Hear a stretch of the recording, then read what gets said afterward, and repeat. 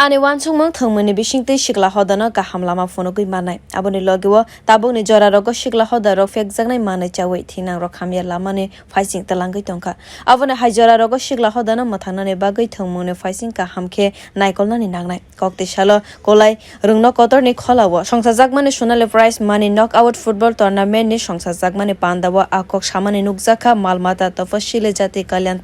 tang bedek ni montri Sudhangshu no এবং আমরা বিশ্বাস করি এই খেলাধুলার মাধ্যমে যুব সমাজকে উজ্জীবিত করা যাবে, উৎসাহিত করা যাবে এবং যুবকরা যেভাবে নেশার দিকে ধাবিত হচ্ছে কিংবা অন্যান্য বাজে নেশার দিকে যারা নিমজ্জিত হচ্ছে এই সমস্ত জায়গা থেকে যুবকদেরকে তুলে এনে সঠিক রাস্তায় পৌঁছে দিতে খেলাধুলা একটা অন্যতম মাধ্যম এবং খেলাধুলার মাধ্যমে শুধুমাত্র শারীরিক বিকাশই হয় না, যুবকদের সাথে সাথে মানসিক বিকাশও ঘটে। একটা যুবক যখন সুস্থ থাকবে, মানসিকভাবে যখন সুস্থ থাকবে, তখন সে যখন উন্নত হবে, সমাজ উন্নত হবে। এই কারণেই খেলাধুলাটা আমাদের জন্য অত্যন্ত প্রয়োজনীয় এবং বর্তমানে আমাদের যে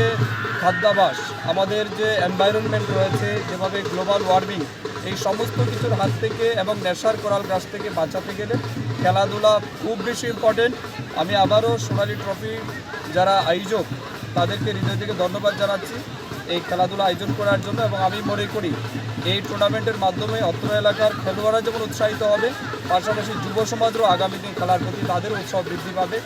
যুবকরা মাঠমুখী হবেন। সব মিলিয়ে এটার ইতিবাচক দিক অনেক বেশি।